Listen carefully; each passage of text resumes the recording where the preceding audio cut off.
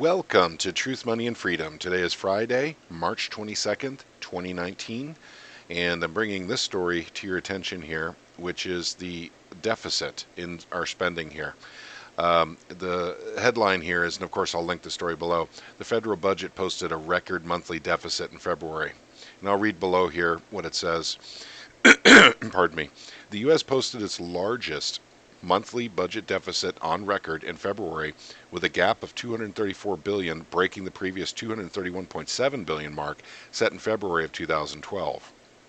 The big picture, according to Treasury data released Friday, the deficit for the first 5 months of the fiscal year jumped to 544.2 billion, a 40% increase from the 2018 fiscal year, basically for the same time period. 40% increase, that's huge. As corporate and individual tax revenues declined following Trump's 1.5 trillion tax cut package. Well, of course they wanted to say that, declined after the tax cut package, but let me tell you my feeling here. First off, tax cuts are good. They are good. The people need a break, but you need to cut government programs at the same time. You need to cut government jobs. You need to cut government departments. Keeping everything the way it is in government and then just lowering taxes always brings a deficit, without exception. This is the way things work. So what Trump has failed to do as a conservative is actually start downsizing the government itself. That would help with this budget deficit. But we don't have conservatives anymore. We don't have people in Congress that claim to be conservative clamoring, for government to start getting smaller. Getting smaller is good, because the smaller a government is, the less tax money it needs and the less intrusive it is on your life. So I just wanted to bring that up, and they just blame, basically the tax cuts. What about all the lost jobs out there? I know the U3 index is saying that unemployment is at historic lows. I don't buy it. I just don't buy it. There are so many store closings since 2008. So many. And, it's going to affect taxes when people are laid off, don't have a job. And people on unemployment, they get it for 6 months and then they're off of it. They still can't find a job. They're not being counted anymore. And that's probably what's going on here. And I want to bring up one more story. I had a whole slew of stories, but I don't want to make a long podcast tonight. Jeffrey Skilling is out of prison. And if you guys don't remember who Jeff Skilling is, he was the CEO of Enron. You remember the big corporation Enron that failed in 2001? Well, he is out of prison, and he's getting together with his old pals at Enron, to form a new company. It's like a big old mafia family reunion. I wonder who's bringing the potato salad to this one. Lou Pye, that's the guy pictured right next to him right there. Lou Pye left Enron with over $350 million. So $350 million, and he didn't even go to prison. He had a $31.5 million settlement. So he had to give up 10% of what he stole, basically, to get out of it.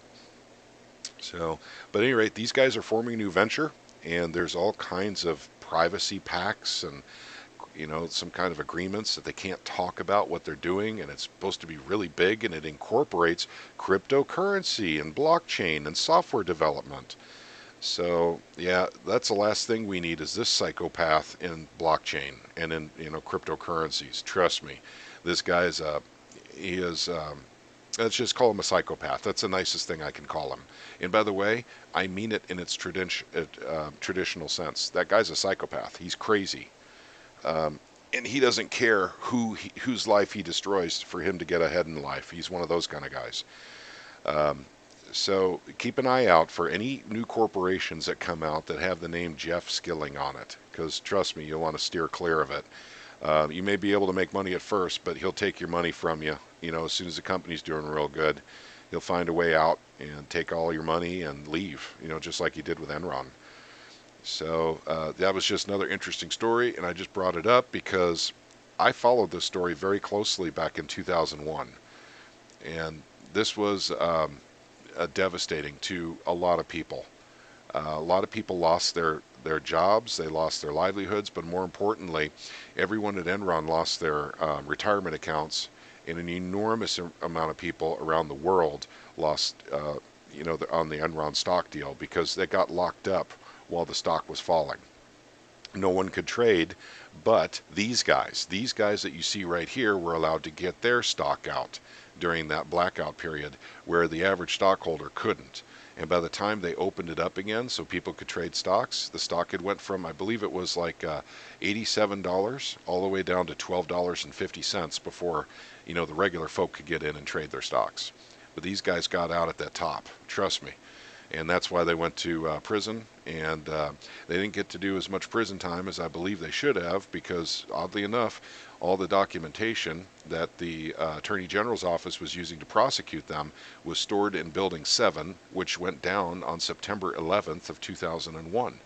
So a lot of the paperwork and everything they needed for prosecution was gone because the building was destroyed in 2001. That's just a weird fact. But at any rate, keep an eye out for that guy. don't invest in anything he does. And the budget deficit is huge. I mean, we're talking about the first 5 months of the fiscal year. We're already at $544.2 billion. That's huge, gang. That's big. My prediction is a $1.2 trillion deficit for the year, for the fiscal year of 2019. I may be a little off on that, but I think that's what it'll be. In other words, we'll be spending $1.2 trillion more than the government takes in on taxes. So we'll have to borrow that from the Federal Reserve, and adding to our debt, adding to our, the interest on the debt, all that fun stuff. But at any rate, I will link these two stories down below. And thank you for taking a few minutes with me tonight, and have a good night. And by the way, if you have any comments, please leave them. If you like the videos I'm doing, go ahead and give me a thumbs up. If you don't like the videos I'm doing, give me a thumbs down. That's okay too. That way I have a better idea of what you guys like to hear about. I noticed that my Brexit videos are not getting a lot of views, and I think that many Americans don't think that affects them. And I promise you, if there's a hard Brexit, it will definitely affect the stock market. So if you're in the stock market, you'll be affected by it. So you should pay attention to what's going on with Brexit, or at the very least pay attention to the stock market and the bond yield curve. And if we have a hard Brexit, by the way, on the 29th of March, which may or may not happen, the reason I say that is because recently there was an article that came out, which I'm looking for right now, that says that it's been postponed until the 12th of April.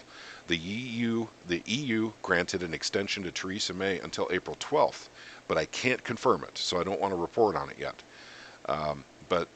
So as soon as I know, I will do a video and let you guys know about that. But right now, it still, to me, kind of looks like a hard Brexit, literally next Friday at 11 p.m. That would be Greenwich Mean Time. So that would be, 6 p.m. Eastern Time, I believe, next Friday is when the official hard Brexit would be, if they don't have an extension at that time. But at any rate, I'll keep an eye out for that story too. And once again, thank you for spending a few minutes with me. Have a good night.